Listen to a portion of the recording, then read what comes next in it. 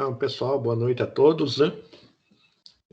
Hoje, a ideia da aula é nós trabalharmos a estrutura de repetição condicional, né?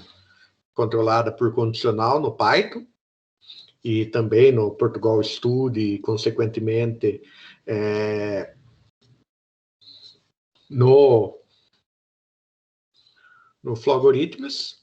Trabalhar um pouco a ideia de vetores e matrizes, né? No português estruturado, no Portugal Studio, e um conceito de uma estrutura semelhante a vetores e matrizes, que são os arrays aí dentro do Python, né?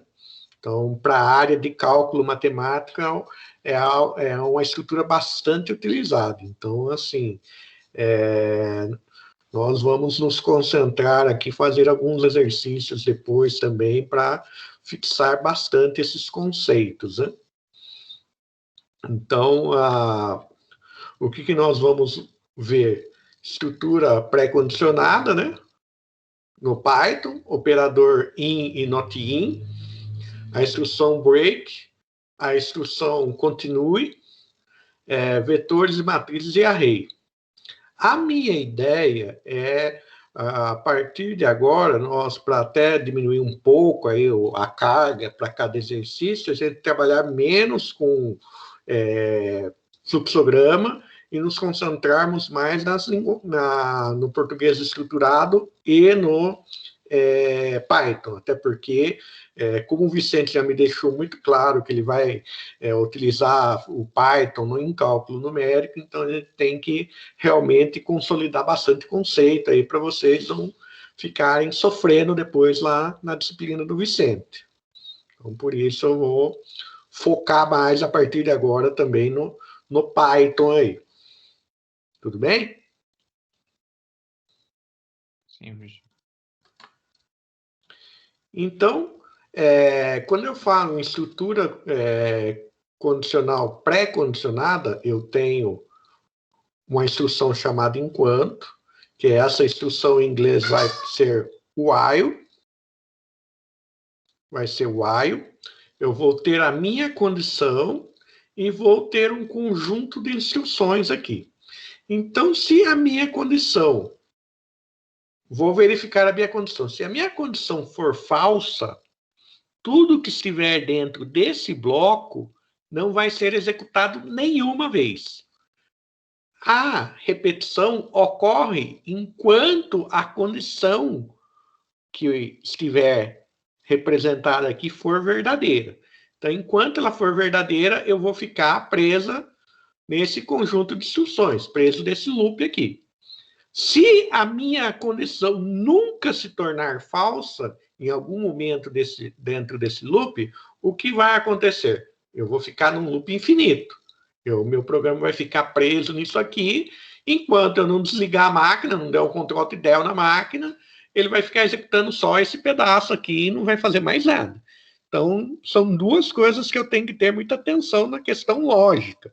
A minha condição, em algum momento, ela tem que ser verdadeira para que esse bloco de instruções seja executado, e em algum momento ela tem que se tornar falsa para que eu consiga sair desse bloco de instruções e não ficar preso infinitamente dentro dele. Então, aqui exige bastante atenção na hora de eu programar para eu ver se eu não vou pular esse conjunto todo ou se eu não vou ficar preso nele eternamente. Então, vejam que eu tenho um exemplo aqui no Portugal Studio, né? Então, fiz aqui uma variável int, conta igual a 0, caractere contar. Aqui, deseja contar, sim ou não?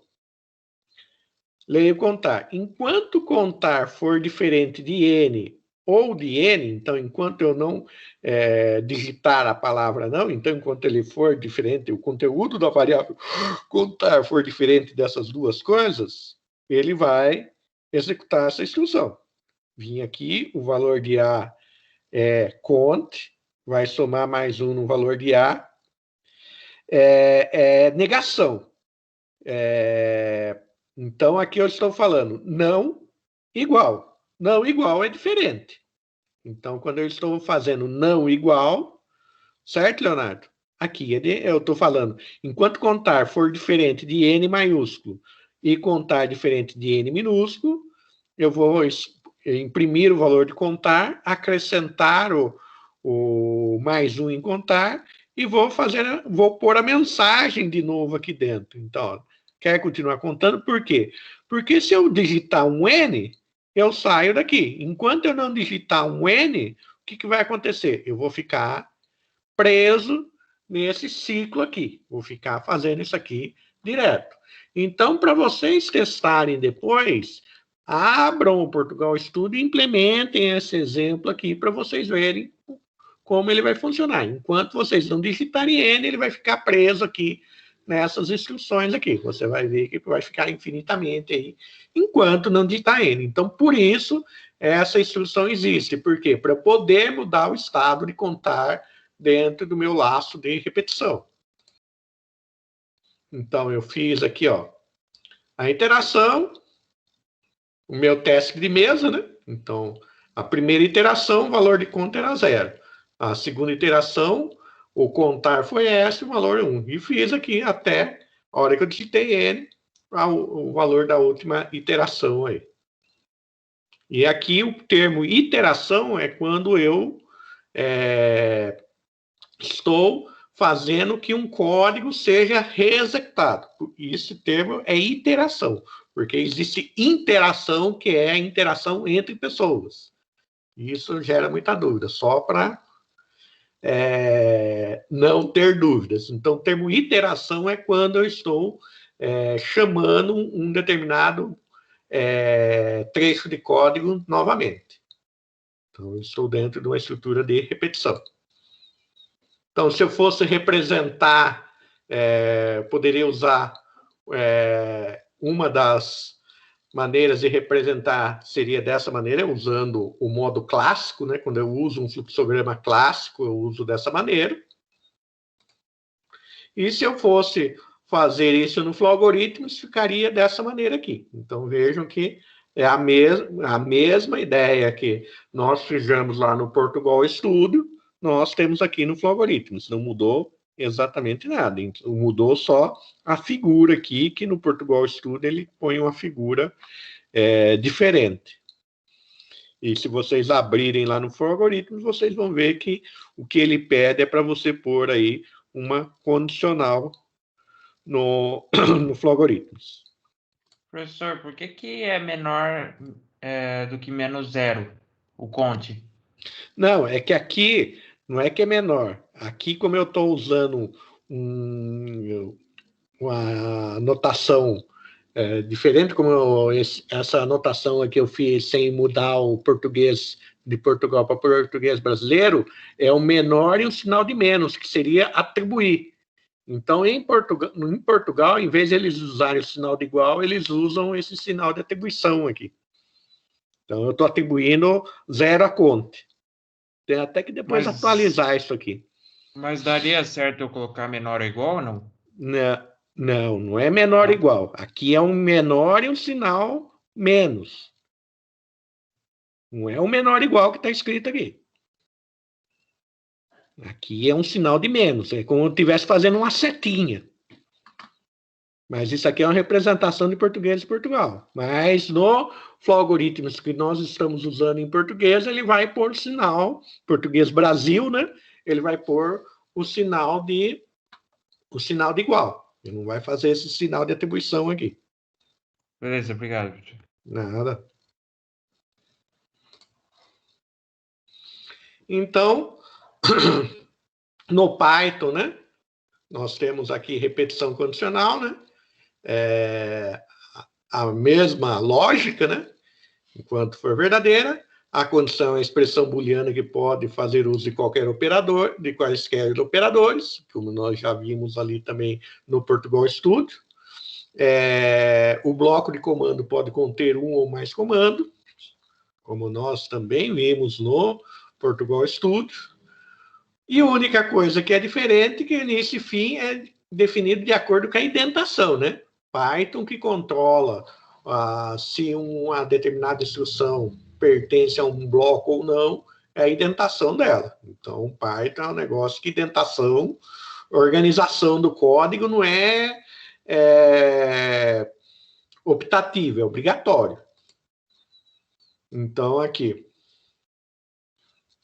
um pouco aqui de conceito, né? Então, pus um pouco esses conceitos aqui mais para vocês terem um material de consulta. Nós já abordamos isso, todos esses conceitos falando lá no Portugal Studio.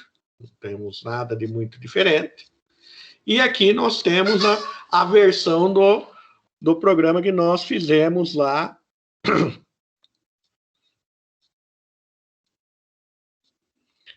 no Portugal Studio. Um pouquinho diferente, né? Então, criei uma variável aqui, com um valor inicial qualquer, né? De n, no caso. O cont também pus igual a 0. Então, o while sair diferente de s, né? Então, enquanto o while sair, nesse caso aqui eu mudei um pouco, for diferente de s, porque eu mudei a mensagem, né? Então, eu pus aqui para imprimir o cont mais igual a 1, porque no Python não existe o mais, né, gente? Então, por isso, mais igual a 1. E fez o input aqui, né? Então, como o input é para pegar uma string, não precisei converter o input para nada, porque o input, por padrão, ele já recebe string. Então, enquanto eu não digitar S maiúsculo, o que vai acontecer? Eu vou executar essa instrução, executar essa instrução, executar essa instrução. Volto para cá. Não digitei S? Então, executa essa instrução, executa essa instrução, executa essa instrução. Fico nesse bloco identado até eu digitar S. A partir do momento que eu digitei meu S, você encerrou a contagem. Então, esse print aqui embaixo só vai ser executado na hora que efetivamente eu sair aqui do meu while. Então, implementem esse exemplo também e façam testes para vocês entenderem aí como que funciona. Põem os exemplos, mostrando como funciona, expliquem em cima dos exemplos, mas também explorem os exemplos aí para que vocês consigam entender melhor aí tudo que está sendo explicado depois. Professor, o que não pode acontecer para dar loop infinito? Se essa condição, se o sair nunca se tornar S, eu estou num loop infinito. Então, ó, eu criei um estado inicial aqui, N, certo? Se eu em algum momento do meu loop aqui, a minha variável sair não tiver o valor S, ele vai estar indo no loop infinito. E se fosse ao contrário, se eu colocasse o S maiúsculo aqui, ó, se eu atribuísse, em vez de N, atribuísse um S maiúsculo, S é diferente de S? Não. Eu já cairia para cá. Então, quer dizer, eu não entraria nunca nesse pedaço aqui.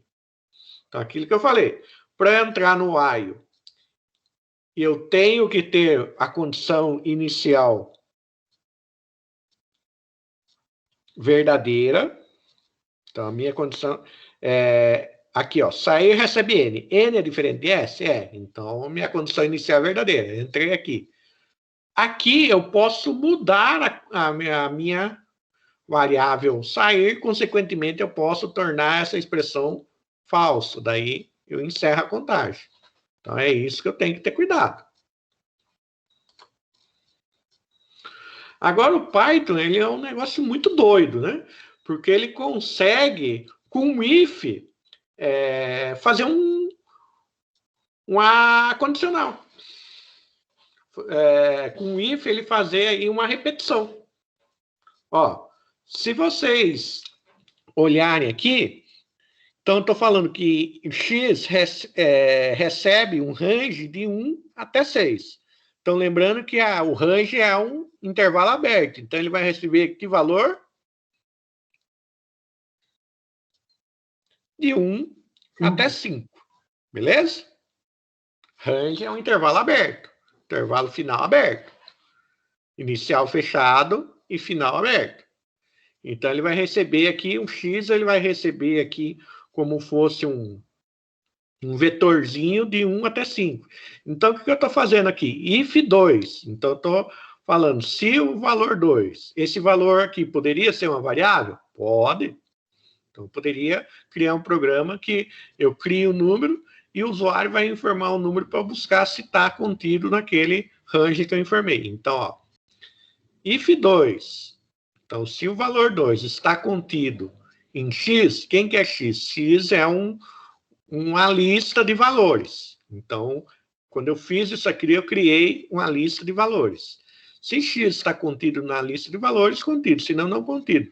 Mas vocês concordam que é uma lista de valores? Eu tive que percorrer a lista inteira e o Python fez isso para mim sem eu ter que implementar necessariamente uma estrutura de repetição? Ele fez uma estrutura de repetição implícita. Isso aqui não existe em nenhuma outra linguagem de programação. Qualquer objeto iterável, uma lista, um array, um dicionário, qualquer coisa, se eu quiser percorrer, eu vou ter que fazer uma estrutura de repetição. O Python ele é tão alto nível que você consegue, utilizando o operador in, percorrer uma lista de valores usando somente a instrução if. Isso aqui é importante porque muitas vezes na hora de vocês programarem, pode simplificar muito a vida de vocês. O while existe dentro do Python ou não, professor? Sim, acabei de mostrar para vocês aqui, ó. While. While sair. Sair é minha variável. Quem que é a minha condição? Diferente dessa. Eu poderia pôr essa condição entre parênteses? Posso. Mas ele funciona também sem parênteses. Se eu puser uma condição que eu vou pôr aqui um operador e, um operador ou, aí eu tenho que pôr entre parênteses pela questão da pendência de resolução aí das minhas operações, das minhas condicionais, né? Mas aqui, ó, while do mesmo jeito. Não existe o do while, por exemplo. Então, no Python, não existe o do while, que seria a minha estrutura condicional pós-condicionada. Então, eu teria o meu bloco. Quando eu tenho um do while, eu começaria com um do aqui, teria o meu bloco de instrução, e o while sair seria a minha última linha. Isso não existe em Python. Nas outras linguagens de programação, existe, mas no Python não existe. Só que no Python existe essa questão aqui de você percorrer uma lista de valores sem precisar fazer uma estrutura de repetição, que é maravilhoso, né? Como que o exemplo pode pedir esse tipo de exercício para você?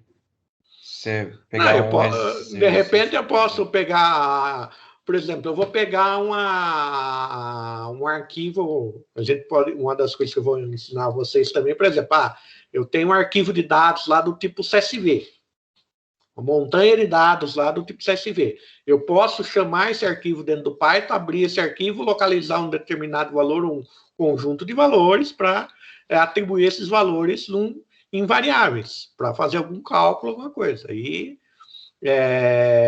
cada cenário você vai... Depende muito do cenário. Você tem que conhecer as possibilidades. Na hora que você conhece e entende as possibilidades, na hora que você vê um cenário, você fala, ó, eu consigo... para resolver esse problema, eu consigo usar tais estruturas.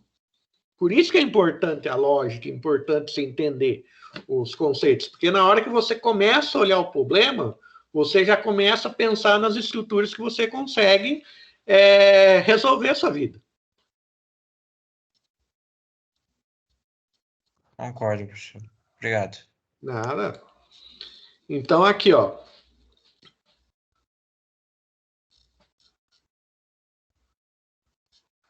Então, o que eu estou fazendo aqui? Eu estou pegando vários valores, certo?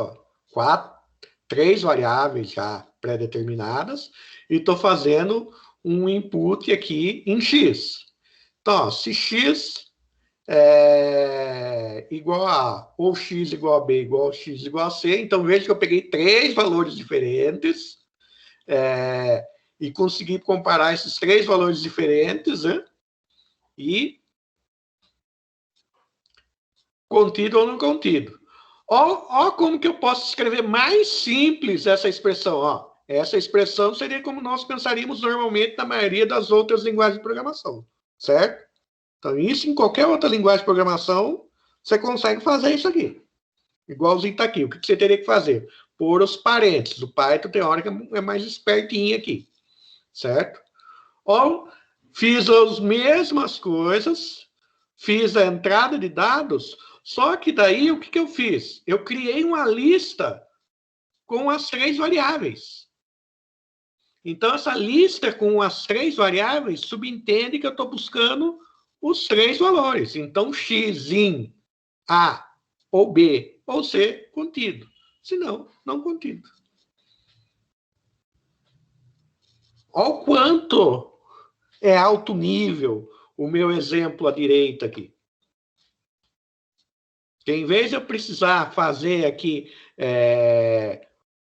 uma operação lógica, 2 operações lógicas, 3 operações lógicas, daí eu vou fazer a 4ª e a 5ª, 5 operações lógicas, eu peguei o meu conjunto de variáveis, criei uma lista com elas.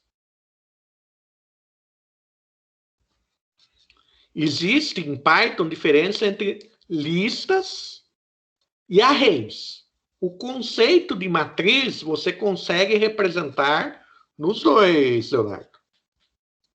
Só que no Python existem diferenças, porque na programação em geral, quando você fala em estrutura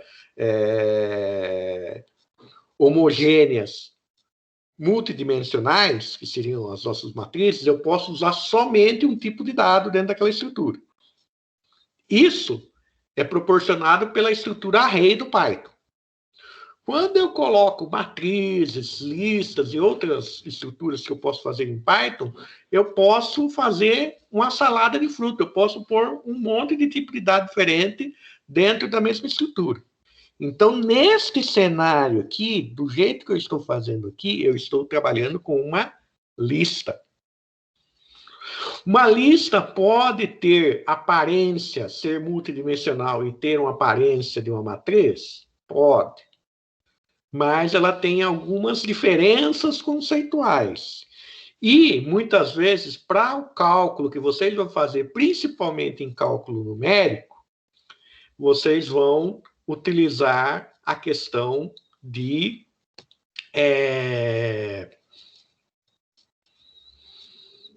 arrays.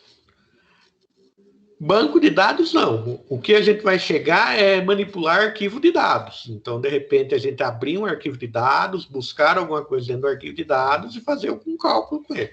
Então, isso é possível. É possível, não. Nós vamos fazer um pouco de manipulação de arquivo. Então, abrir um arquivo, fazer algum cálculo e gerar outro arquivo.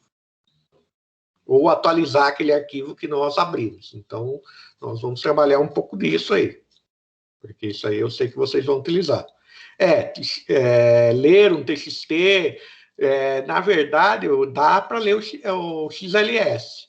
Mas, assim, o pessoal usa mais o CSV, né? O CSV fica melhor, mais fácil de você trabalhar com ele. Mas dá para usar o XLS, sim.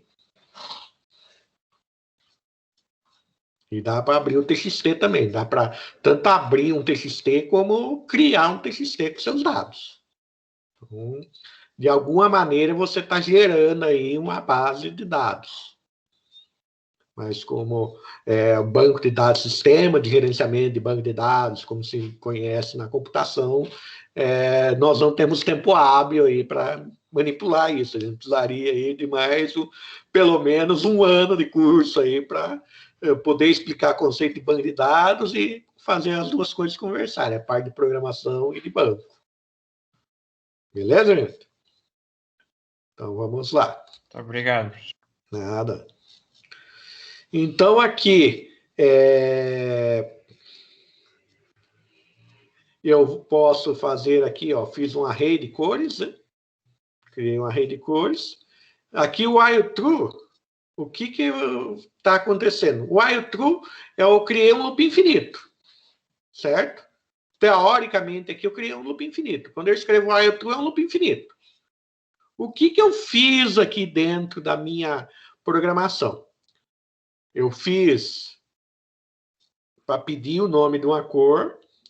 Daí, se o valor, que vai ser armazenado dentro da variável valor, se o caractere valor for o caractere 0, eu vou executar a instrução break. O que é a instrução break? A instrução break é a instrução que mata a minha estrutura. Então, por exemplo, se eu quiser, se eu executar o break, automaticamente, independente da while true aqui, eu vou matar essa instrução e vou sair fora dela.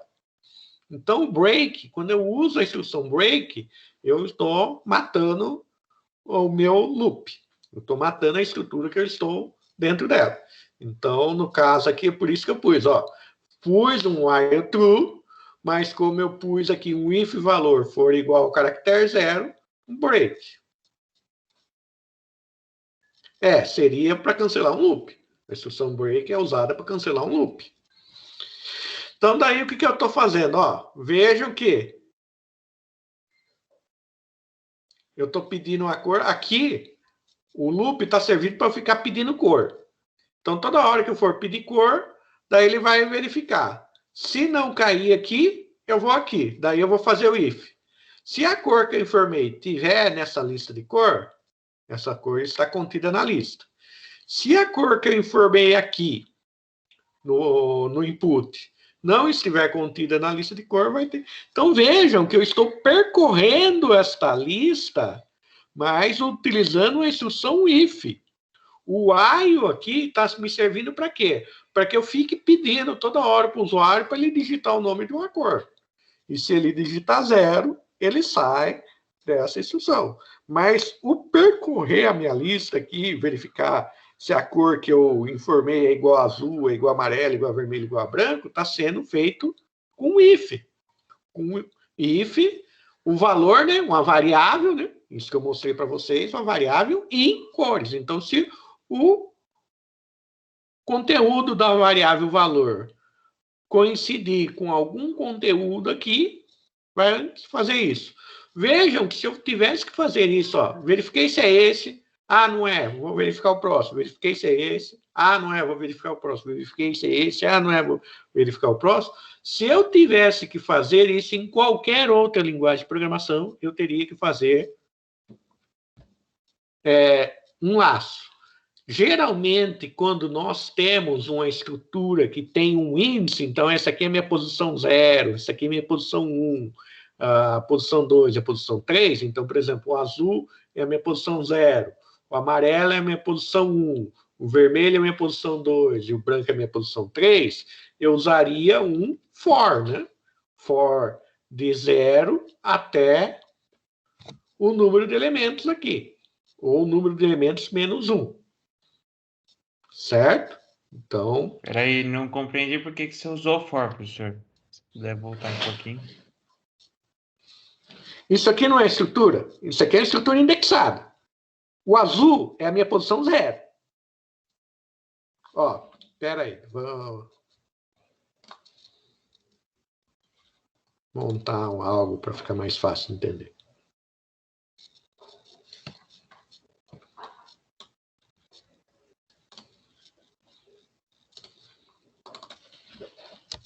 O porquê do break foi, professor. Eu entendi por que você usou lá.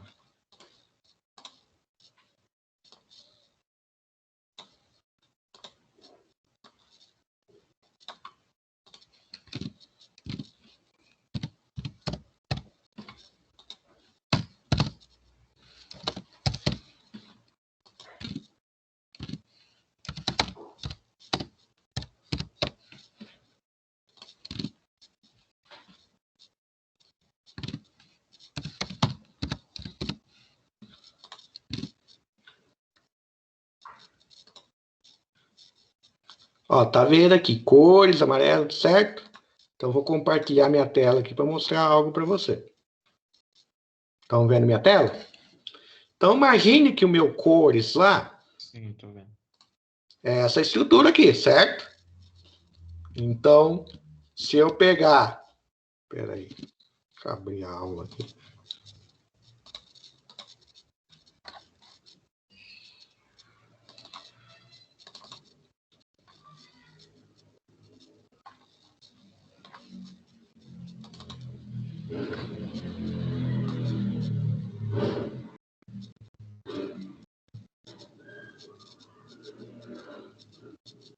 Ó, quando eu monto essa estrutura, eu estou montando uma lista com essa cara aqui. Então, criei uma lista cores, que ela tem as posições dela. Então, a posição dela 0, o valor é azul. A posição dela 1, o valor é amarelo. A posição 2 dela, o valor é vermelho. A posição 3 dela, o valor é branco, certo? Em qualquer outra linguagem de programação, para eu conseguir acessar cada um desses valores na lista, eu tenho que ter um índice. Então, esse cara aqui é o meu índice para eu chegar no valor. Então, em qualquer outra linguagem de programação, eu teria que ter um for de 0 até 3, para esse tamanho. Ou de 0 até o tamanho da lista menos 1, porque se eu for computar o tamanho da lista, eu tenho 4 elementos. Mas como a minha última posição é 3, menos 1, porque eu estou começando em 0. Certo? Então, em qualquer outra linguagem de programação, eu teria que fazer isso. O Python ele é tão esperto que se eu escrevo um if e na frente uso o operador in, e o operador in está na frente dele tem uma lista, ele vai iterar sozinho na lista. Ele vai buscar comparar o que tiver dentro da variável valor com essa posição, com essa posição, com essa posição e com essa posição. Obrigado. Entendeu agora? Entendi. Ele é muito esperto, né? Acaba sendo mais fácil. Ele é muito alto nível, né? Mas se você não entender o conceito, aí você fica completamente perdido, porque você olha, mas caramba, o que está acontecendo aqui? Como que ele faz essa mágica? Não é mágica, é que ele tem ele está lá por baixo do pano fazendo o que nós fazemos na mão em outras linguagens de programação. Por isso que quando você usa uma biblioteca matemática do Python, você está passando um monte de parâmetros, mas se você não entende o conceito que está sendo feito dentro daquela biblioteca, se você precisar ajustar um parâmetro para que ela funcione direito, você não sabe por que você está mexendo. E não sabe nem o que mexer. Porque dependendo da biblioteca, você passa um conjunto de parâmetros que você tem que analisar quais são os valores para que ela funcione da melhor maneira possível. Então, aqui, só para ter a consulta, né, eu já expliquei o que é o break e pus o break aqui. Então, eu pus o y enquanto x menor que 10. Então, teoricamente, esse y eu teria que começar de 0 até 10. Então, acrescentei 1 aqui, verifiquei, igual a 5, não. Não entra aqui, imprimo x. Vim mais 1 aqui, acrescentei mais 1, é igual a 5, não. Imprimo x. E vou fazendo até interromper a execução, que foi que daí, na hora que x ficou igual a 5, entrei nesse pedaço aqui e matei a minha execução. E eu tenho, às vezes, a necessidade de não matar a minha instrução, mas de pular alguma interação dela. Então, quando eu tenho necessidade de pular alguma interação dela, eu uso a instrução continue. Então, o que eu vou fazer aqui?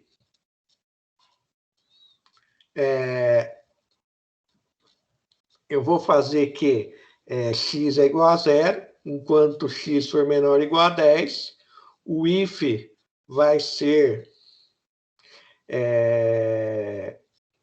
o x aqui já vai ser acrescido de 1, o que ele vai fazer? X módulo 2 toda vez que você tiver um x módulo 2 não for 0, o que ele vai fazer? Continue. Ele vai saltar a instrução. Por quê? O retornar 1 nesta condição aqui, para ele vai ser como se estivesse retornando verdade. Lembra que nós estamos trabalhando com binário? Então, o Python, se eu fizer uma operação, neste caso aqui, que é uma operação de módulo, se ele retornar 1, o que vai acontecer? Ele vai entender que é verdadeiro e vai executar isso aqui. Então, por exemplo, 1, x, módulo 1, módulo 2, vai retornar um valor diferente de 0? Vai. Então, continue. Então, ele não vai executar isso aqui. Veio aqui, acrescentou mais 1, 2, x, módulo 2, 0. Não. 0 Daí, como é 0, ele não vai entrar nesse cara aqui, ele vai fazer o print. Por isso que 2, ó. Então, por isso que ele imprimiu os pares. Porque aqui, se retornar 0 dentro do if, dentro dessa operação, o Python vai interpretar como falso. E se voltar um valor diferente de 0, o Python vai interpretar como verdadeiro. De novo, é algo que funciona em Python. Essa cara aqui, isso aqui, esse tipo de if aqui, sem eu fazer uma comparação, simplesmente pela ideia dele retornar 0, ser falso, se ele retornar qualquer valor diferente de 0, ele vai considerar verdadeiro, funciona no Python. E se eu fosse colocar isso no português estruturado, professor, o que eu teria que fazer para... Daí você teria que fazer diferente de 0, né? E no português estruturado você não tem a instrução break nem continue. Entendeu?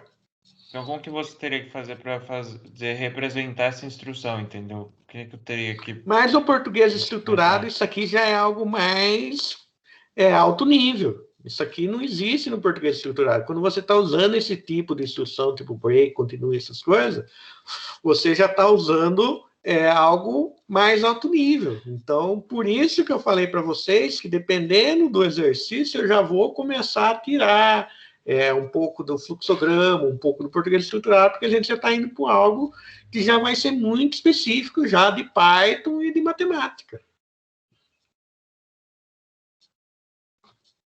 O português estruturado, ele serve para te dar uma introdução aos conceitos básicos de lógica. Então, o que é uma repetição, o que é uma estrutura condicional, o que é entrada, processamento e saída, operações matemáticas básicas, atribuição, esse tipo de coisa. Então, toda a base lógica eu consigo trabalhar em português estruturado. Agora, quando eu já estou indo para algo mais sofisticado, para algo mais específico, aí realmente a gente já tem que trabalhar somente aí com linguagem de programação. No caso aqui, a partir dessa aula aqui, você só vai entrar mais no Python do que usar o português estruturado e Exato. o algoritmo até o final da disciplina, no caso. Porque, por exemplo, a manipulação de arquivo. Manipulação de arquivo até existe no Visual, no Portugal Studio. Mas não me interessa. Me interessa me aprofundar mais na manipulação de arquivo já junto com o Python, porque daí eu já consigo mostrar para vocês como abre um arquivo, como eu posso escrever no arquivo, entendeu?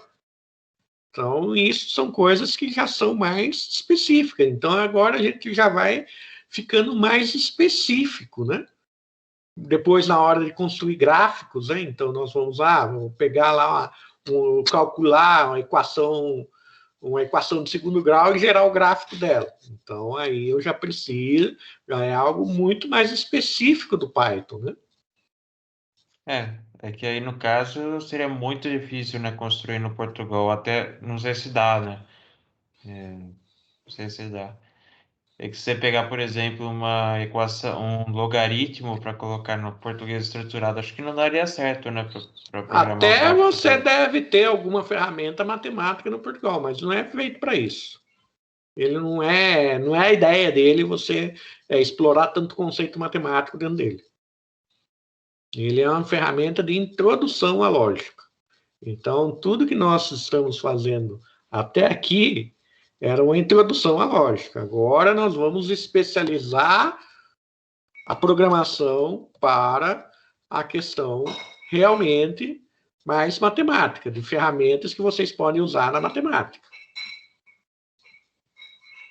Por isso, a gente vai começar a abandonar as ferramentas introdutórias e focar somente no Python.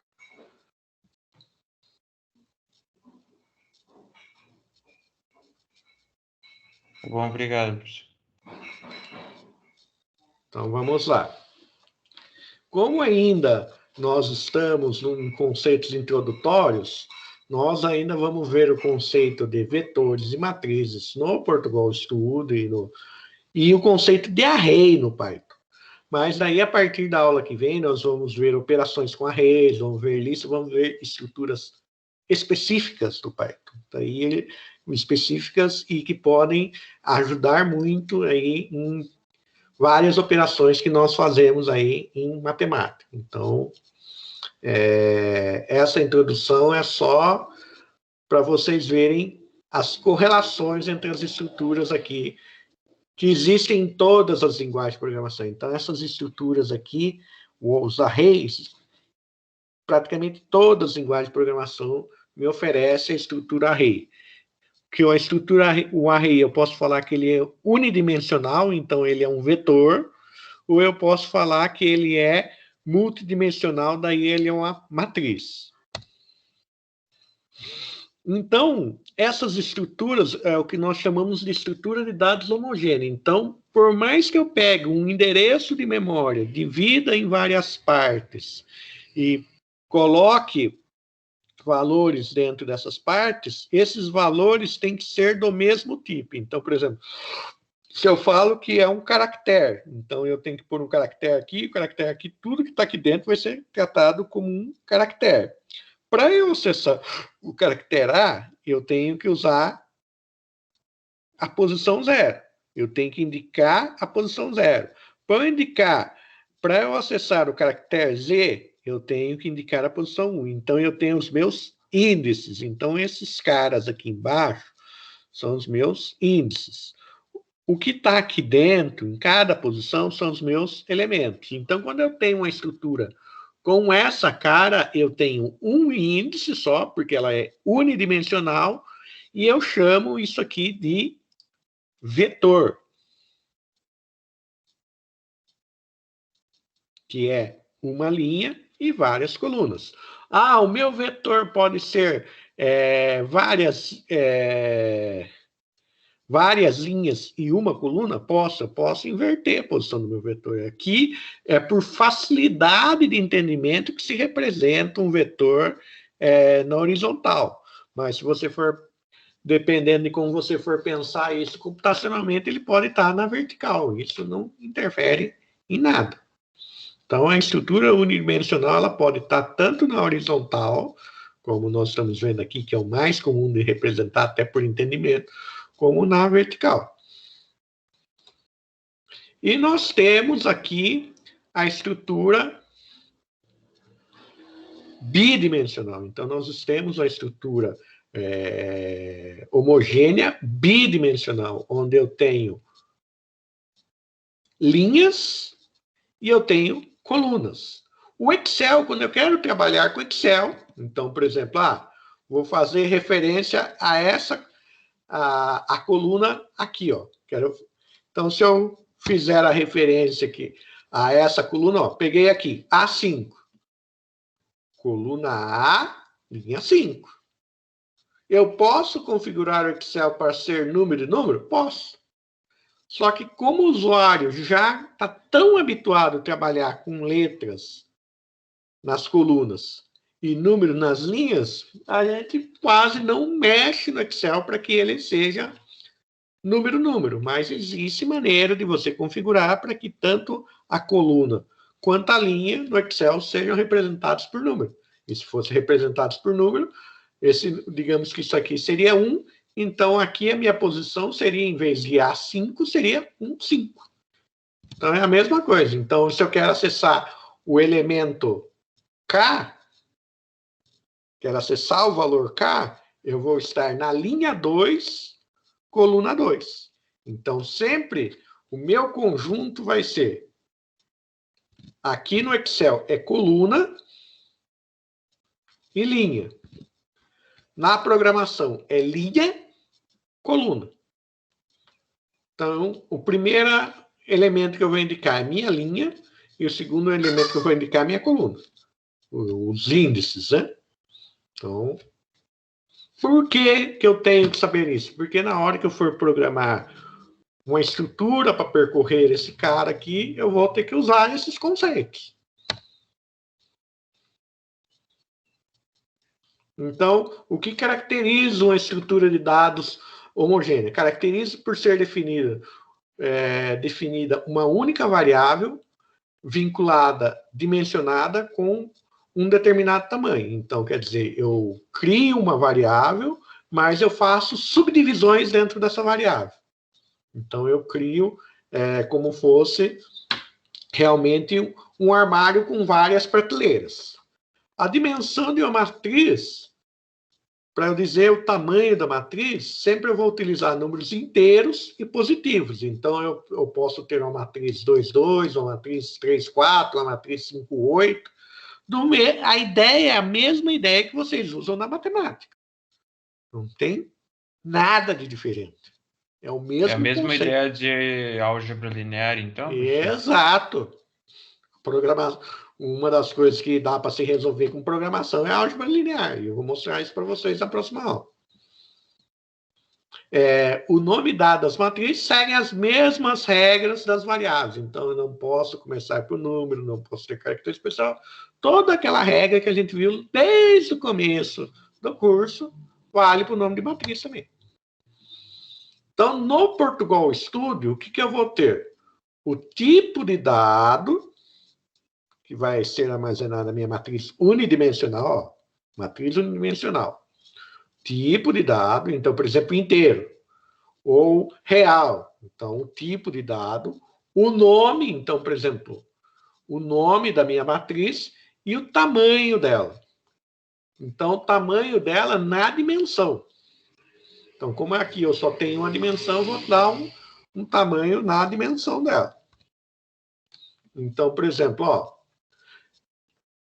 o tipo de dado inteiro, criei uma matriz de idade e ela tem 5 posições. Depois, eu criei uma outra matriz do tipo caractere, chamado nomes. Então,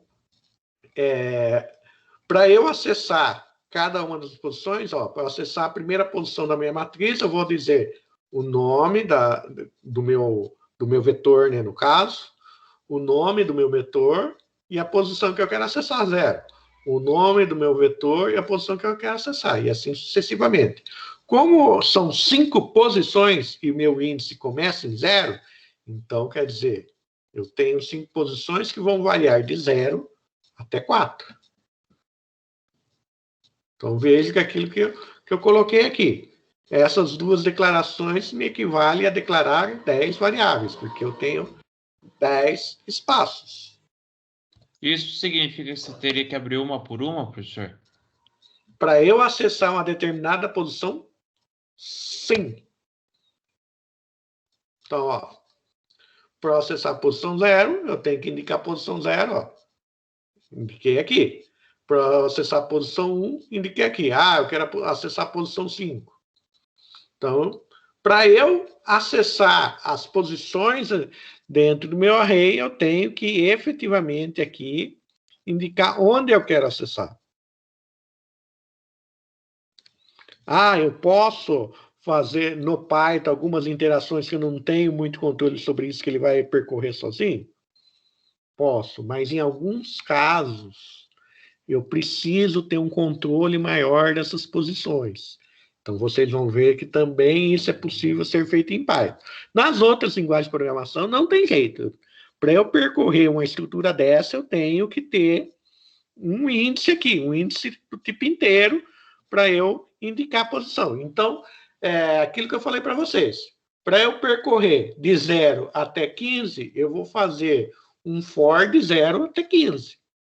E eu vou usar a variável lá, por exemplo, do for ou do para, se eu estiver utilizando português estruturado, como índice, né? E para eu imprimir, o que eu vou fazer? Escreva o nome da variável e a posição que eu quero que seja escrita. Então, ó, vejam o que eu fiz aqui, ó.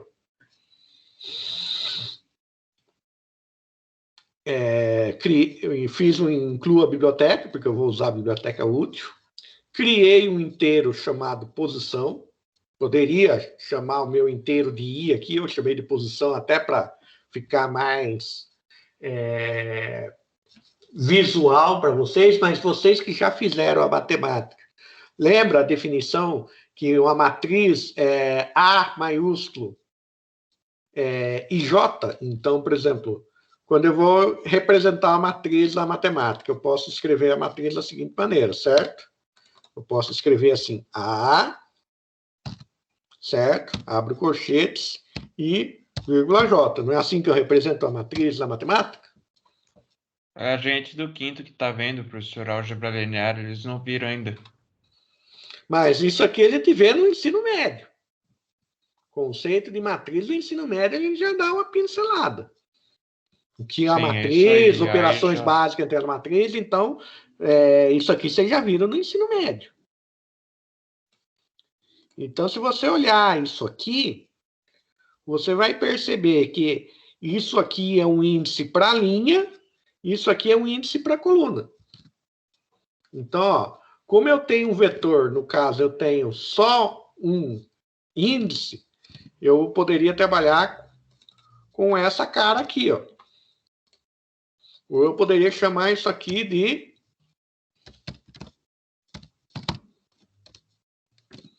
da mesma maneira que eu estou fazendo aqui, ó. Posição de 0 até posição menor que 10, porque o meu tamanho é 10, posição mais, ó. Eu vou fazer o quê? Útil ponto sorteio. Eu estou sorteando o número para pôr na posição entre 1 e 100. Então, o sorteio me gera um número aleatório entre 1 e 100. Depois, o que eu estou fazendo? Posição de 0, posição até menor que 10, eu estou fazendo o quê? Eu estou escrevendo na tela os números que eu sorteei e coloquei em cada posição no vetor. Então, no caso da posição, seria a IJ, professor, ou não? Hã? Como se eu fosse falar dentro de o A é o meu vetor, o nome do meu vetor, certo? Sim. Quando nós falamos em matriz, lá no a representação genérica de matriz, quando eu falo em A é o nome da minha matriz. O I, vírgula, J são os índices. Índice de linha e índice de coluna. Se vocês forem relembrar lá a introdução a vetores e matrizes que vocês tiveram no ensino médio, é exatamente isso. Pega um livrinho lá do ensino médio e vocês vão relembrar essa questão de matriz aqui. Então, a letra A é o nome da minha matriz. Aqui, eu chamei a minha matriz, como a minha matriz é unidimensional, ela só vai ter uma dimensão, em vez de A, eu chamei ela de vetor. Que uma matriz unidimensional na matemática é um vetor. Então, é exatamente isso que eu estou fazendo aqui. Primeiro, eu estou percorrendo o vetor para preencher com valores e depois eu estou percorrendo o vetor para mostrar os valores. Posso fazer a mesma coisa no Portugal Studio. Então, de 0 até 9. Ó, vejam que eu pus aqui, isso é chamado de arranjo no Portugal Studio. Fiz essa mesma lógica. Primeiro para percorrer. Então, aqui, para que quando eu declaro a minha variável no Portugal Studio, para que se torne um vetor, eu tenho que habilitar aqui a ideia do arranjo.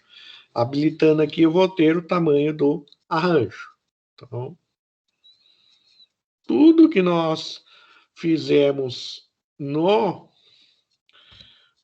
português estruturado, nós conseguimos representar aqui no Portugal Studio até agora. Por quê? Porque tudo isso aqui são conceitos básicos de lógica. E quando eu trabalho com a matriz bidimensional, eu posso ter um cubo, posso ter qualquer multidimensional? Posso. Então, quando eu trabalho com matrizes, ela não necessariamente ela precisa ser bidimensional. Nós trabalhamos com bidimensional porque é mais fácil a mente humana entender, mas quando se vocês trabalhassem numa área chamada mineração de dados, quando vocês pegam um banco de dados, pegam algo mais parrudo aí na área de pesquisa, de análise de dados, vocês vão ver que isso aqui pode ter infinitas dimensões. Então, quando eu trabalho numa matriz bidimensional, eu vou ter o nome, o tipo de dado, a mesma coisa, o identificador, a mesma coisa, e o tamanho de cada dimensão. Então, a minha dimensão A tem um tamanho, a minha dimensão B tem outro tamanho. Então, ó, criei uma matriz chamada pessoas. Então, pessoas, 2, 3. Então, eu criei uma matriz chamada pessoas, que eu tenho 2 linhas e 3 colunas. Então, a primeira posição é essa aqui, a segunda. Então, veja, ó, linha 0, coluna 0, é essa posição. Linha 0, coluna 1, é essa posição. Linha 0, coluna 2. Depois, na hora que eu termino aqui, venho para a linha 1. Aqui tá errado, aqui é a posição 0, tá 2. Eu depois tenho que arrumar esse slide, que é 0. Aqui é 1, 0. Aqui é 1, 1. E aqui é 1, 2. Então, já foi até bom dar uma olhada aqui e vi que esse slide está errado aqui, essa representação. Aqui é 1, 0, porque, ó, linha 1, coluna 0. Então, se eu quiser colocar o nome José na linha 0, coluna 2, eu tenho que indicar aqui, ó, linha 0, coluna 2, José. Então, coloquei nessa posição específica. Então, aqui eu estou criando também um programa onde eu vou fazer o quê? Ó? Criei inteiro linha coluna, poderia chamar de IJ, né?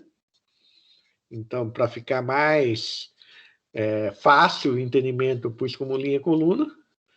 A constante inteira 5. Poderia pôr matriz 5, 5 aqui sem usar essa constante inteira? Poderia, normal.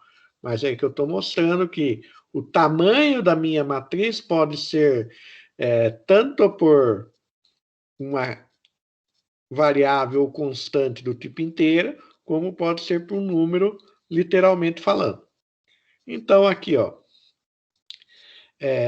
linha 0, linha menor que tamanho. Então, quer dizer, eu estou fazendo o meu primeiro repetição para as linhas. Então, para ele percorrer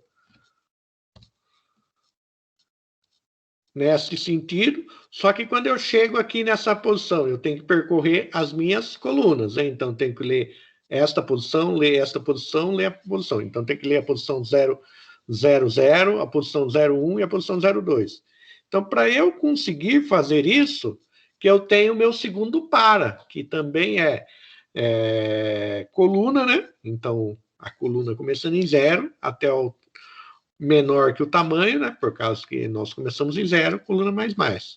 Estou preenchendo a posição com sorteio entre 1 e 9, e já automaticamente, para economizar aqui escrita, já estou escrevendo o conteúdo daquela posição da minha matriz.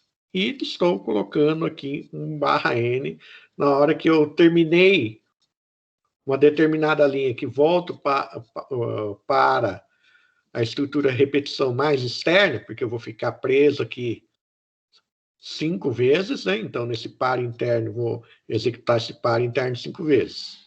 Na hora que eu sair, eu vou voltar para o par de fora. Vou executar o mais, vou cair nesse par interno de novo e vou ficar preso. Então, isso que vai acontecer. Então, o para de fora controla de 0 até o tamanho das minhas linhas. Então, para cada linha, eu tenho que percorrer todas as colunas. Então, o par interno percorre a coluna, terminou as colunas, eu vou para o meu par externo, vai para a próxima linha. Daí começa de novo o par interno percorrendo as minhas colunas novamente. Então, é isso que acontece aqui. Então, por isso que eu pus linha e coluna, para vocês entenderem como funciona. Então, vou percorrer para cada linha aqui, eu vou percorrer todas as colunas. Percorri todas as colunas, saio do para da coluna, volto para o para da linha, vou para a próxima linha.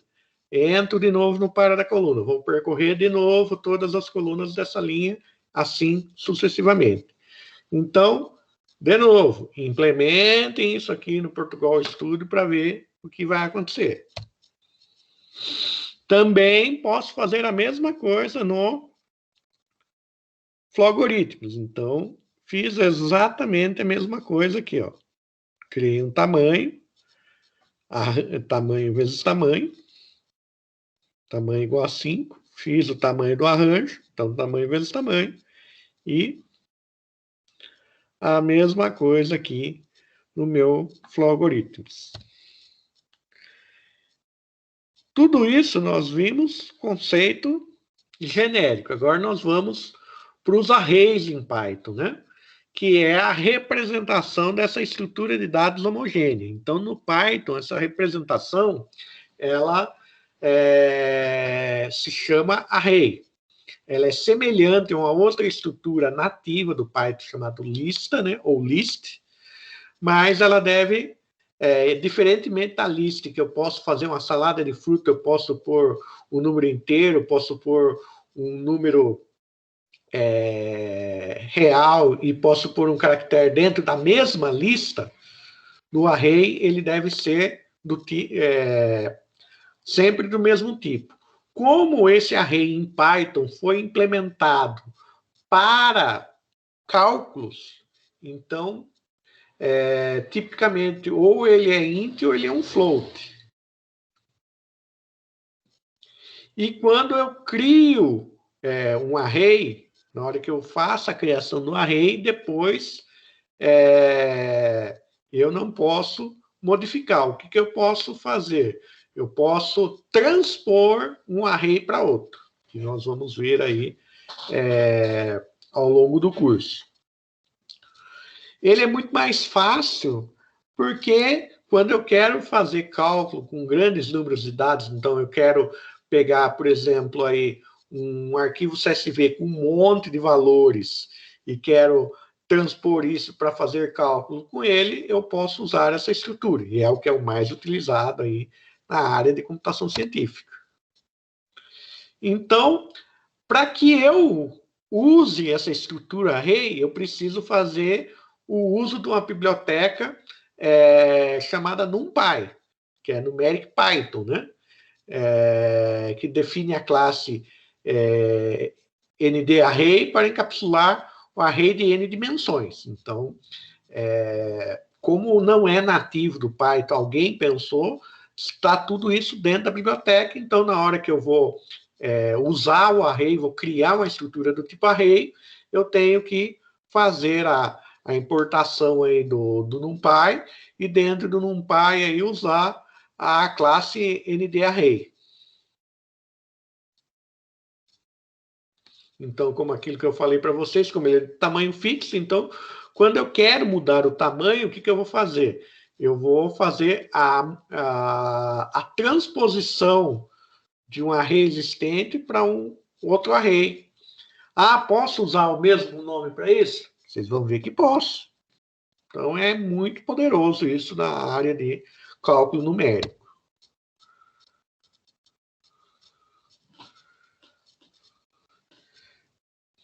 Então, aqui, eu pus um endereço aqui, para quando vocês precisarem consultar, né?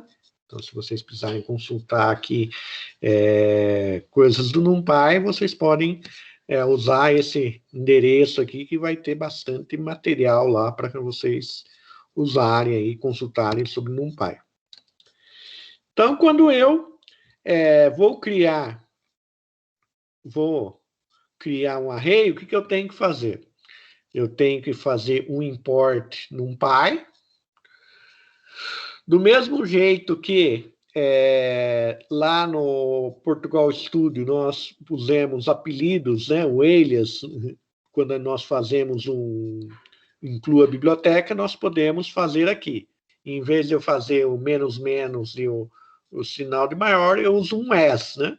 Então, o as NP. Então, meu apelido agora para o NumPy é o NP. Então, toda vez que eu quiser criar algo utilizando recursos do NumPy, eu vou chamar NP.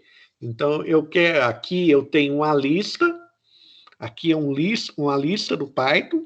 Então, o meu objeto lista aqui, ele é um objeto bidimensional, então, por isso, ó, primeiro o colchetes interno aqui, 1, 2, 3, está me indicando a minha primeira linha com 3 colunas. Vírgula, abro outro colchetes, minha segunda linha com 3 colunas. Então, eu tenho aqui uma lista com 2 linhas e 3 colunas. Só que eu quero converter essa lista num array, para eu poder acessar as funções específicas do array. Então, o que eu vou fazer? Eu vou escrever np.array, e como a minha lista está armazenada na variável A, eu passo a variável A como parâmetro.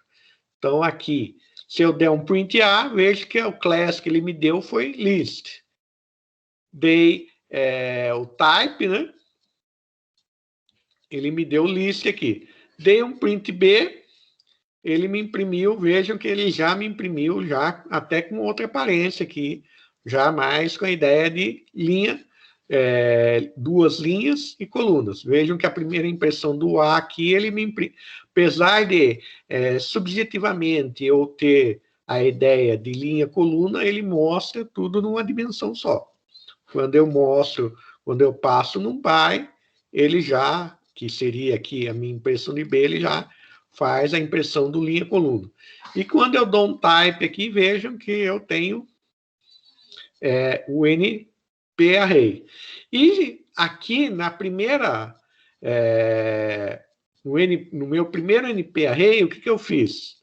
Quando eu criei o NP-array de A, como aqui meus números estão com formato de inteiro, ele criou como inteiro. Mas eu posso forçar a converter esses números inteiros em float. Então, por isso eu dei aqui um A, float, porque eu estou forçando que esses números recebidos se tornem do tipo float.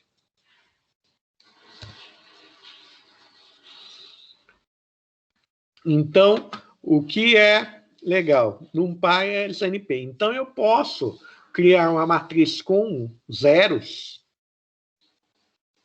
Então, eu posso criar uma matriz preenchida com os valores de 0, de 2 linhas e 3 colunas. Posso criar uma matriz de comuns, preenchida todas com valor 1, com 3 linhas e 2 colunas. E posso criar uma matriz de identidade com tipo float. Então, matriz de identidade 1001. Com dois valores, né? Variando entre dois valores.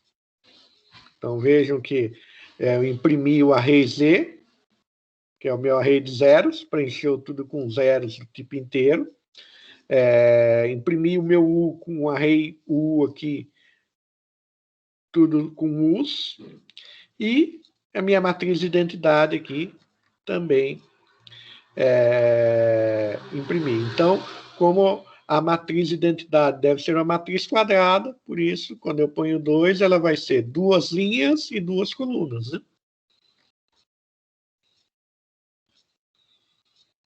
Até aqui, sossegado, pessoal? Professor, Oi. o senhor vai passar algum exercício em relação a isso? Porque realmente é um conteúdo bem complicado. Eu achei que é muito conteúdo para pouco tempo. Vai ter exercício desse cara aqui. O senhor vai explicar ou só vai ser os exercícios que você colocou lá no... Não, eu estou explicando aqui os conteúdos de matriz. Porque esse conteúdo, para mim, pelo menos, é meio complicado, bem mais complicado que os outros. Eu achei muito conteúdo para uma noite só, entendeu? Então, ficou meio difícil de compreender. Eu não tem como quebrar esse conteúdo. Como que eu vou falar de matriz sem falar de navegação e de criação dela? Não tem como. É o conteúdo mais pesado e não tem como quebrar. Infelizmente, não tem como quebrar, porque como que você vai... vou falar para você só criar matriz, mas se você criar matriz, você tem que saber navegar nela. Então, infelizmente, esse aqui é mais pesado mesmo, gente. Tem muito o que fazer. Nós só vamos aprender fazendo, professor. Não adianta só falar. Então, né? por isso que eu estou explicando, porque não adianta nada. Faça, você não sabe o conceito e vocês vão ficar perdidos. Por isso que tem que concentrar na aula, entendeu? Se tiver alguma dúvida do que eu estou explicando, por isso eu estou perguntando. Então, aqui eu tenho 3 métodos de criar matrizes no Python que só existem no Python. Então, também existem no Scilab. No Scilab existem esses 3 métodos também. É um pouco diferente, mas existe também no Scilab.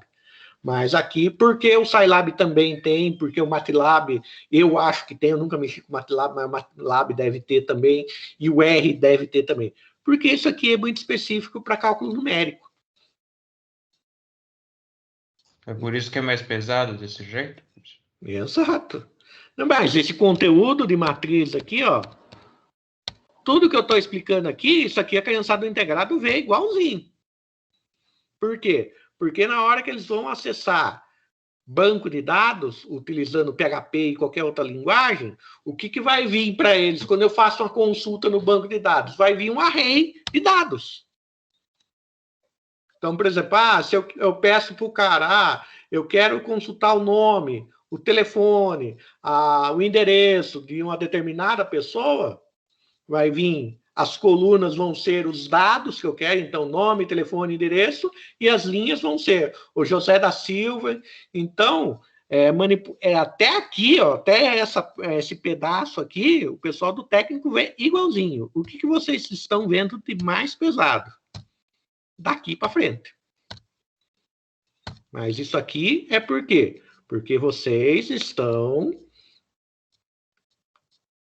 na matemática, vocês vão usar isso aqui em cálculo numérico. Então, por exemplo, esse método aqui de se criar matriz, isso aqui é algo bem específico já para quem usa para cálculo. Por isso, nas outras linguagens de programações mais genéricas, esse modo de criação não existe, mas se você for no Scilab, se for no MATLAB, se for no R, vai existir, muito próximo do que eu estou explicando aqui. A partir desse ponto, o pessoal do integrado não vê mais, né, professor? Não, porque eles não veem parte de cálculo nesse nível aqui. Aqui é um cálculo que já é mais voltar, são ferramentas que são voltadas mais para cálculo matemático. É um cálculo em altíssimo nível também, né? Então... não é tão alto assim, né? Se você pegar cálculo de alto nível, você vai ver que o negócio é para deixar qualquer um doido, porque tem muito bagagem matemática em cima. Então, vamos lá.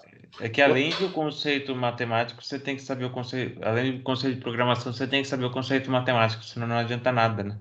É. Então, por exemplo, aqui, ó. O que eu estou fazendo aqui? Estou criando um array, né? Então, minha variável x vai ser um array, que vai ter um range de 12. Então, se eu estou falando range 12, eu estou falando que eu vou de 0 até 11. Estão lembrados? Que quando eu falo range 12, é um intervalo fechado no início em 0 e aberto no final em 12. Então, quer dizer que eu vou de 0 até 11. E como o range é uma estrutura unidimensional, então vejam, ó, NP range 12, se eu pegar só isso aqui, eu vou criar um array unidimensional de 0 até 12, certo? Uma linha só, com 12 coluninhas, certo? Só que não é esse formato que eu quero. Eu quero que ele tenha 3 linhas e 4 colunas. Então, por isso eu dei o ponto reshape, 3 linhas e 4 colunas. Certo? Então, se eu puser NP array, vou até abrir um.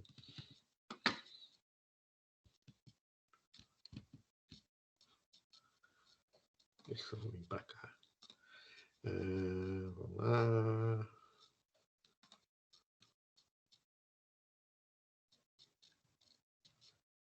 Força no Google. Então, no notebook.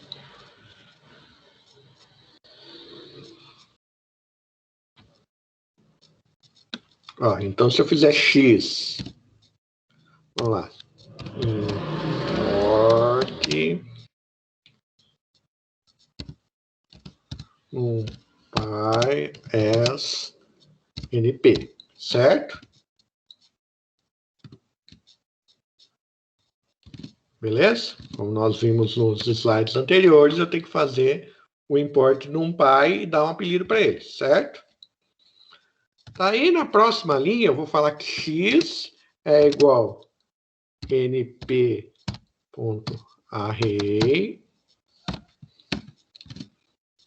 Se nós formos seguir esse exemplo aqui, certo? Range 12. Beleza? E vou dar um print aqui, né? X. Olha o que vai acontecer.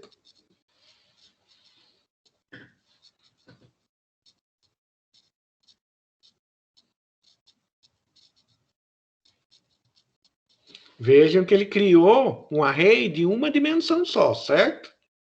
Beleza? Então, agora, vamos fazer aqui. Daí eu vou chamar de Y. Daí eu vou pôr aqui.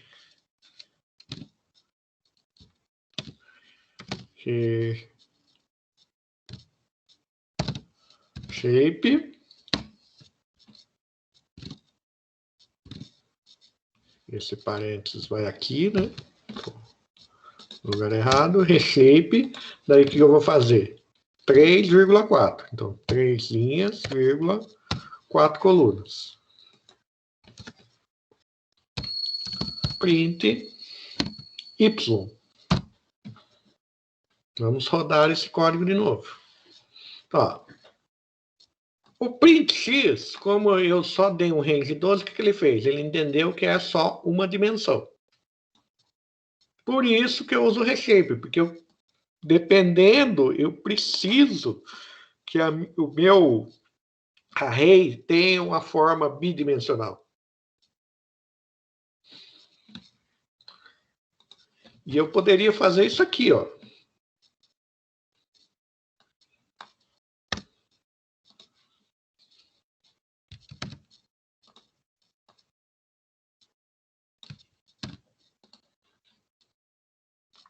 X é igual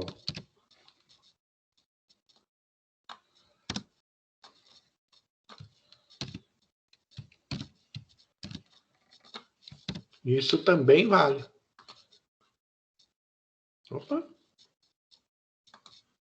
Se eu não puser o ponto reshape aqui, não vai funcionar, né? Se eu não indicar quem que eu estou querendo modificar. Então, ó, vejam que a mesma variável, eu só mudei a dimensão dela. Inicialmente, criei ela com uma dimensão. E depois, preciso mudar a dimensão dela. Fiz um reshape dela. Então, quer dizer, o conteúdo antigo foi modificado e a variável foi atualizada. Então, quer dizer, o conteúdo antigo nesse formato foi excluído e foi colocado nesse formato na hora que eu fiz esse reshape aqui.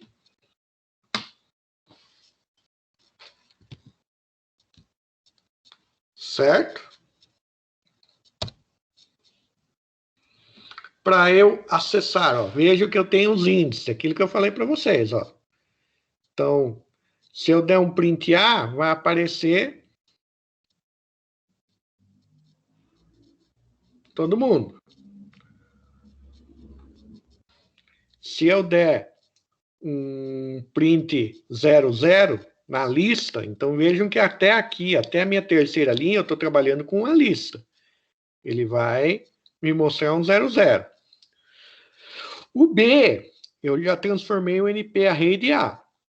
Como essa minha lista já está com a cara de 2 linhas e 5 colunas, eu posso fazer esta impressão. Para acessar um elemento, eu posso fazer linha, coluna. Ou eu posso fazer dessa maneira. Só que, nas novas versões do Python, o que o Python aceita é exatamente isso aqui, ó. Abre um colchetes e separa os índices por vírgula e depois fecha o colchetes para acessar uma determinada posição. Então, para eu fazer a interação nas diferentes linhas aqui, ó. Então, criei, né? Vejam que eu posso fazer com essa cara, né? Então, falar que o meu colchete de fora é o meu array. E para cada dimensão do array, então, a primeira linha eu trabalho dentro do colchete e os valores da linha eu coloco separado por vírgulas. A segunda linha também. Então, vejam que eu posso fazer com a mesma cara de lista, certo? Estão lembrados disso? Agora, lembram da atribuição múltipla do Python, que eu falei lá na aula passada, que eu poderia atribuir valores para variáveis diferentes? Como eu sei que a minha variável array aqui tem 2 tamanhos, tem um tamanho de linha e tem um tamanho de coluna, se eu fizer isso, a variável lim vai pegar o número de linhas, que são 2, e a variável col vai pegar o tamanho de colunas, que são 3. Então, se eu fizer um for de in range lim, então quer dizer, eu vou pegar o intervalo aberto de linha. Então, o intervalo aberto de linha, se eu estou falando que o intervalo começa em 0, vai até o intervalo aberto, então link, qual o valor que lim vai receber nesse caso aqui? Né, pessoal? Podem responder. O que você quer saber? Desculpa que eu dei uma perdida. Criei aqui, ó, criei uma variável array, que é do tipo array, NP array, que tem... Quando eu ponho esse colchete mais interno, eu estou dizendo para o NP array que eu estou criando uma linha. Vírgula, abri outro colchete mais interno, criei 2 linhas.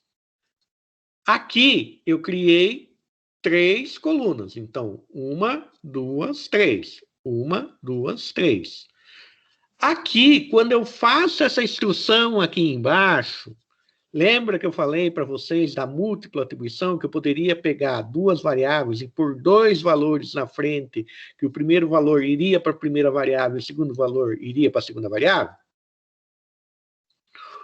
Como esta variável array, ela tem dois shapes, por que ela tem dois shapes? Ela tem um shape da linha e um shape da coluna. Então, a minha variável lim, qual é o número, qual é o valor que a minha variável lim vai receber aqui? Quantas linhas eu tenho aqui?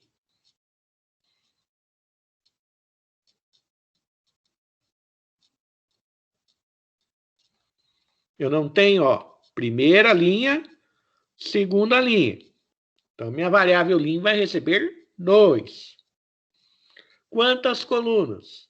1, 2, 3. 1, 2, 3. Lembrando que todas as linhas têm que ter o mesmo número de colunas, então a minha variável col vai receber o segundo shape, que é o número de colunas. 3.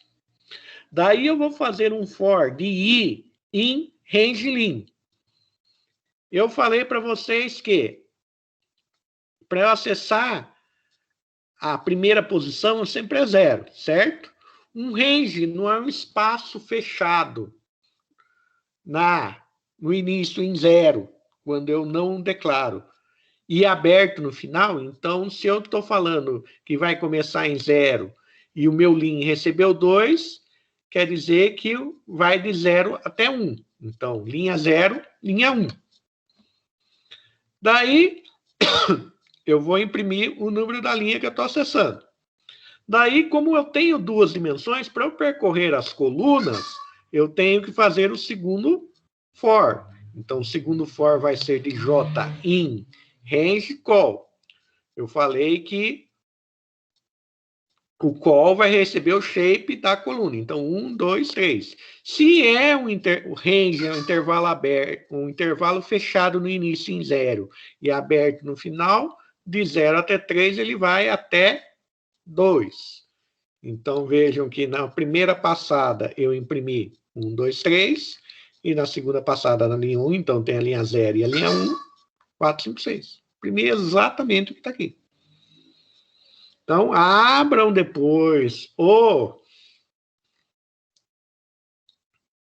Jupyter Notebook ou outro ambiente que vocês estejam desenvolvendo em Python e implementem o exemplo para vocês verem que é exatamente isso que vai acontecer. E eu pus o vírgula end espaço para quê? Para que, em vez de ele pegar e pôr um número debaixo do outro, ele colocasse o número na frente do outro com espaço. Então, estou falando que no final da linha, em vez de eu quebrar para a próxima linha, eu vou pôr um espaço em branco.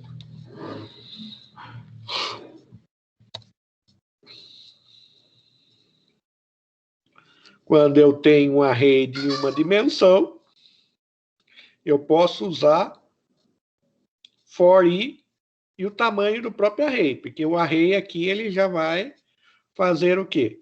Ele já vai me retornar o tamanho dele. Então, quando eu faço um array de uma dimensão em Python, é mais fácil, porque eu posso pôr o nome do próprio array aqui na frente, que ele vai retornar o tamanho dele para i. Então, eu consigo fazer a impressão. Aqui eu estou fazendo a impressão dos meus índices, certo? Não estou fazendo a impressão do conteúdo do meu array. Apesar do... Não, desculpe, eu estou fazendo a impressão que o meu array aqui, de unidimensional, ele está... Cada passada de i, ele está pegando a posição aqui. Então, na verdade, eu estou falando que tudo que tiver aqui dentro vai para cá. Então, array de uma dimensão em Python é mais fácil porque eu posso fazer com essa cara aqui. Posso fazer usando o índice, igual está aqui. Poderia fazer usando um índice, né? Usando essa estrutura. E posso fazer usando essa estrutura aqui. Para uma dimensão. Para duas dimensões, uma das maneiras seria fazer isso aqui. Existem outras maneiras? Existem. Depende muito do que eu for fazer.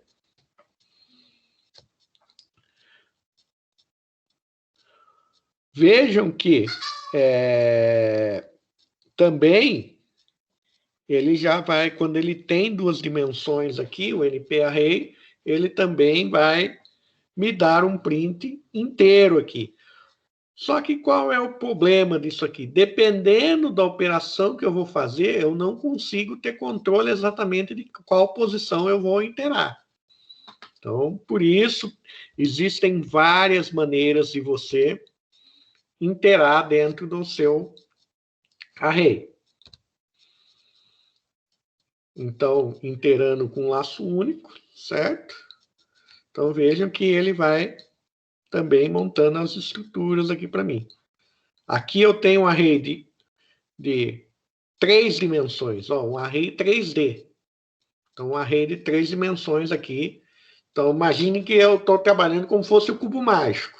Eu tenho um lado do cubo mágico, eu tenho aqui um lado do cubo mágico e aqui outro lado do cubo mágico. Então, se eu estivesse vendo ele em 3D. Você poderia pensar em x, y, z, professor, no espaço, sim, ou não? Sim, pode.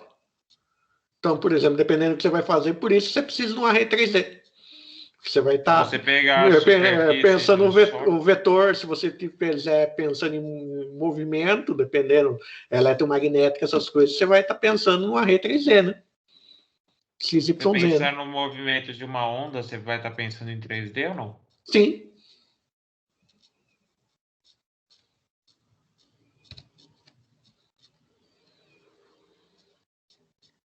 Vai falar que você consegue programar até uma onda, né? Hã? Vai falar que você consegue programar até onda, né? Sim. Então, aqui o que aqui é outra maneira aqui de você acessar cada elemento. Então, você pode acessar cada elemento jogando o array para dentro desse cara aqui.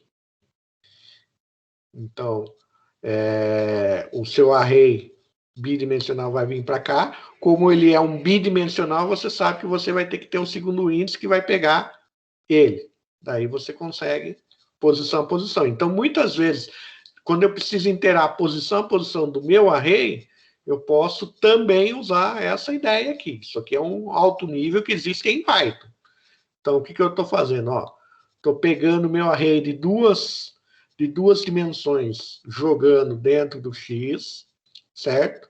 Utilizando for.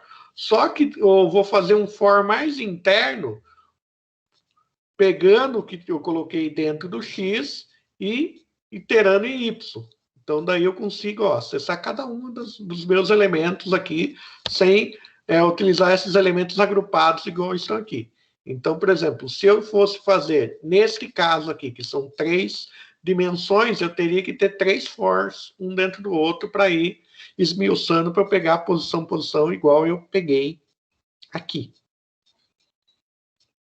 Certo? Então, assim, são diferentes maneiras de eu acessar o meu array. O que vai me dizer como eu tenho que acessar?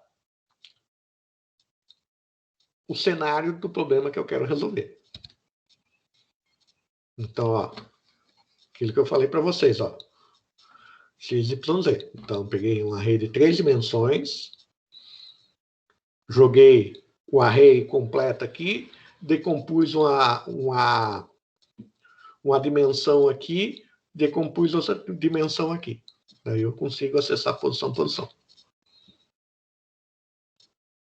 Então, vejam que existem inúmeras maneiras de você acessar um array. O que vai mandar, o que você precisa resolver, como você precisa acessar cada valor do array. Aqui, só para vocês saberem como se gera um número aleatório, né? Então, no Portugal, para gerar um número aleatório, eu vou usar a biblioteca útil e vou usar a função sorteio, onde eu vou dar o número inicial e o número final. Então, essa variável aqui vai receber um valor aleatório entre 1 e 10. E aqui eu dei um escreva só para mostrar o valor. O que significa esse underline, professor, no sorteado?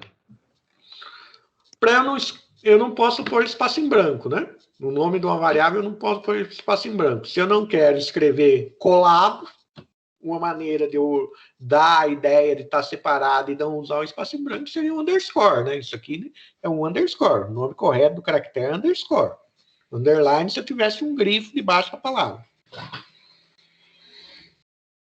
Ah, tá, então é um underscore aí. Então, Tá. aqui, para eu não dizer que eu tenho um espaço em branco e não quero escrever tudo junto, eu uso um underscore aqui. É uma maneira de eu dar o nome da variável, ficar, num primeiro momento, ler valor sorteado sem estar tudo junto, mas sem contrariar a regra de espaço em branco. Aqui também, ó, no Python, para eu fazer exatamente tudo isso aqui, o Python usa isso aqui. Import random, random.random handint, porque eu quero fazer um randômico inteiro. Se vocês quiserem fazer outros tipos, a função random possibilita fazer inúmeros outros tipos de faixa de valores numéricos. Se vocês buscarem ajuda na internet, vocês vão ver que existem inúmeras outras possibilidades de valores randômicos utilizando a função random. Por enquanto, para nós, o handint vai resolver a nossa vida, né? Então, estou gerando valores aleatórios entre 0 e 10. E no Flow-Algorithms também random, só que daí eu não preciso, ele parte do princípio que o meu intervalo inicial é 0, sempre, né? Não tem como eu passar parâmetro, e eu preciso dar meu intervalo final, no caso, 10 aqui. Então, vou gerar aleatórios entre 0 e 10 aqui, com essa instrução do Flow-Algorithms.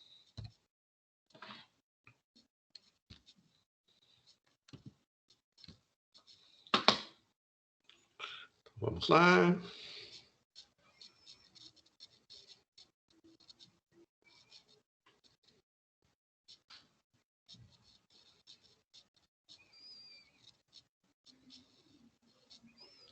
Questão 1 e 2 de qual lista? Da lista que eu disponibilizei hoje, Leonardo? Sim, professor. Só para ter uma ideia geral como que faz, porque eu fiquei bem perdido.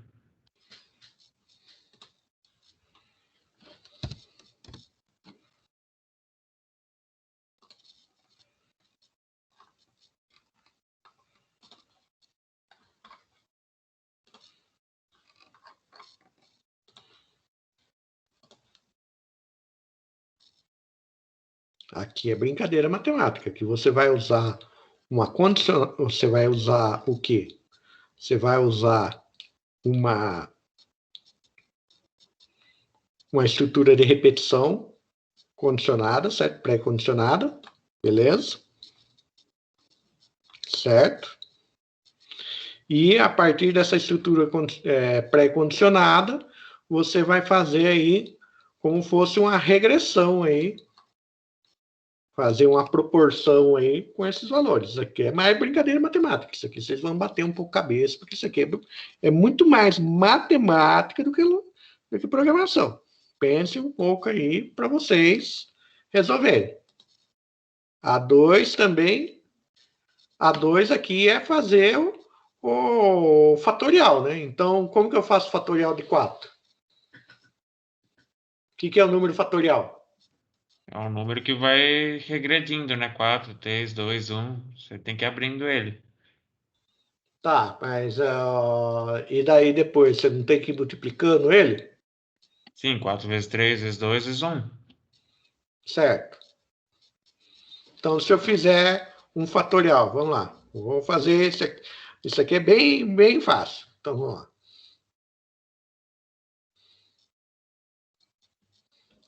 Aí, também é uma brincadeira muito mais matemática do que...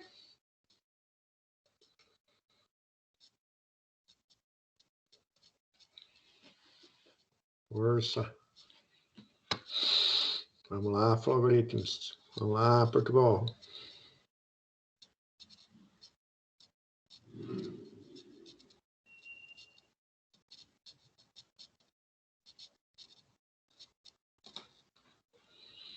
Vamos lá.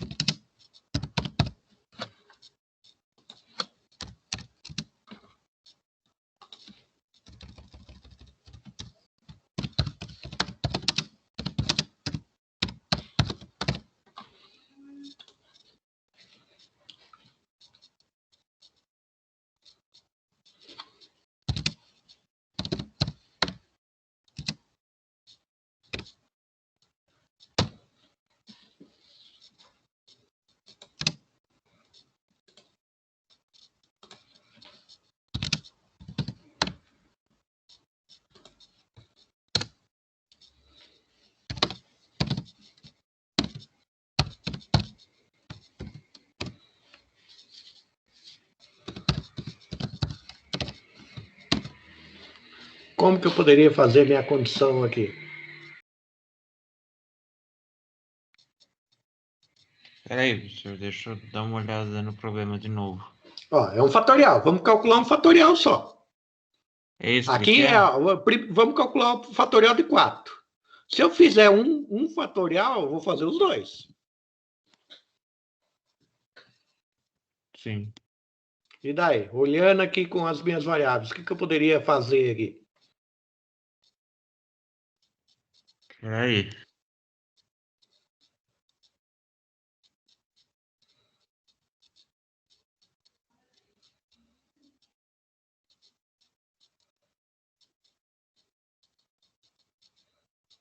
Pode ser de qualquer valor o fatorial ou não?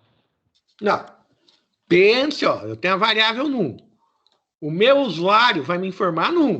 Eu não sei. Eu dei um exemplo aqui de 4, por exemplo. Mas eu tenho que fazer uma generalização, igual eu faço na matemática. Por que matemática sai de número e vai para a letra? Porque a letra é a generalização da fórmula, não é? Sim. Aqui eu estou generalizando também. Então seria num FAT, no caso, ou não? Tá. Num quê? Eu não poderia usar essa variável cont aqui para ir fazendo a progressão? Poderia. Porque o que é o número fatorial? O número fatorial é aquele número que você vai multiplicando e vai regredindo. Tá, então. Em Mas eu não posso. teoria, Você concorda que eu posso fazer a mesma coisa indo para frente? sim, pode, claro. Então, se eu poderia pôr aqui, enquanto. Vamos lá. Cont menor ou igual a num. Então, o que acontece? Meu cont está começando em 1. Eu poderia fazer aqui em algum ponto do meu programa cont mais, certo? E o que eu poderia fazer mais aqui dentro desse enquanto?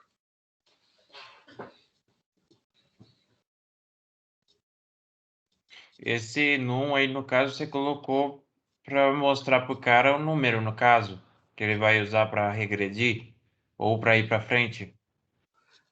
Por exemplo, o cara vai informar o número 4, por exemplo. Ele quer calcular o fatorial de 4, então ele vai me informar 4. E daí?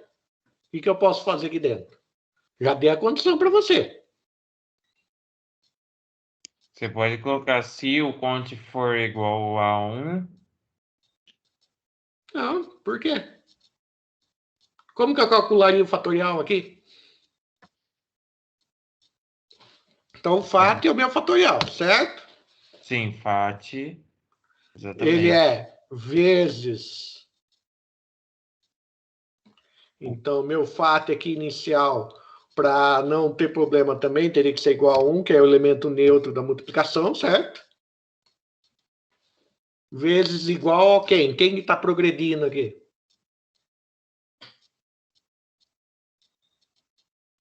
Vezes o cont que está progredindo? Exato. Vezes igual cont. Ou, se eu quiser escrever da maneira mais comprida, FAT vezes cont.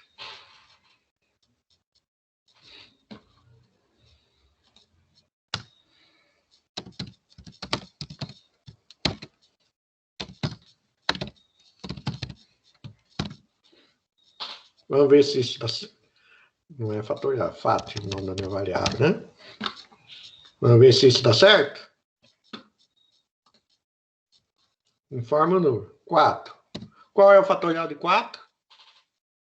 24, 4, 3, 12, vezes 2, 24. Então quer dizer que o meu algoritmo está funcionando certinho, certo? Sim. Então o que eu tenho que fazer aqui? Se eu tenho que entrar com 2 valores, calcular o fatorial dos 2 valores e depois somar. Então quer dizer, eu tenho que fazer isso aqui para dois conjuntos de valores.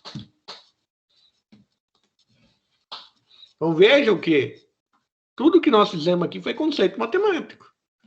Usei o conhecimento que eu tenho de estrutura de repetição, sim, mas você concorda que aqui é conceito matemático, certo? É a mesma coisa o primeiro exercício. Primeiro exercício, ó. O que você vai fazer? Você vai ler, entender o conceito matemático que está aqui e também generalizar aqui. Certo?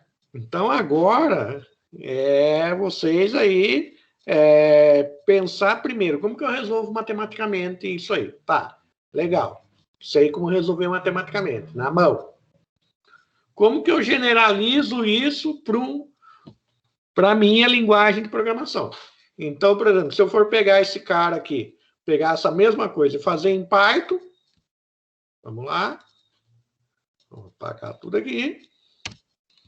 O que eu vou fazer aqui, ó,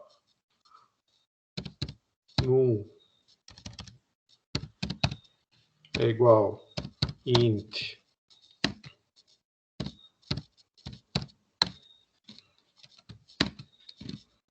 posso até copiar isso aqui.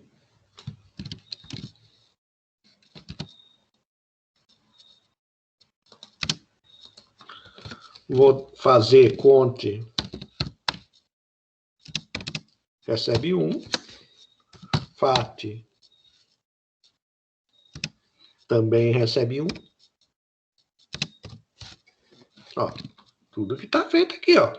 Só estou mudando pouca coisa pela linguagem de programação, certo? O que é enquanto no em inglês? While. While. A condição eu posso pegar exatamente igual, eu posso copiar até daqui.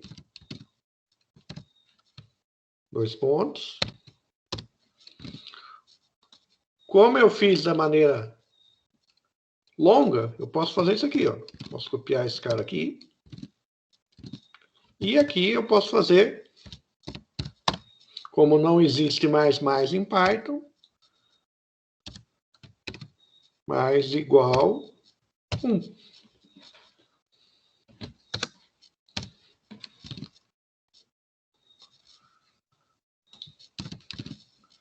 Que vai mudar aqui, em vez de ser escreva, vai ser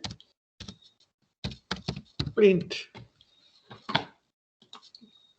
Mesmo número, 4. 24.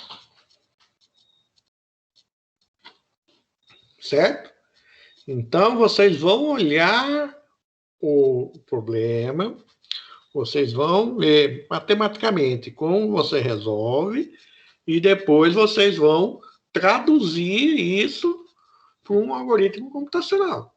Vocês têm que fazer esse exercício, gente. Senão vocês vão virar copiadores. Daí, na hora que vocês chegarem lá com o Vicente, vai ser um Deus nos acuda. Daí, além de ter que aprender cálculo numérico, vocês vão ter que aprender lógica. E a ideia não é essa.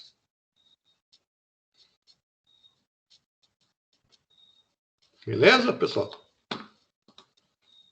Tentem fazer. Peguem as listas, tentem fazer. Tendo dúvidas, entrem em contato com as dúvidas. Chegar para mim, não sei nem começar. Aí, então, façam, vão montando, trabalhando, olhando o problema. Se eu fizer isso, se eu fizer aquilo.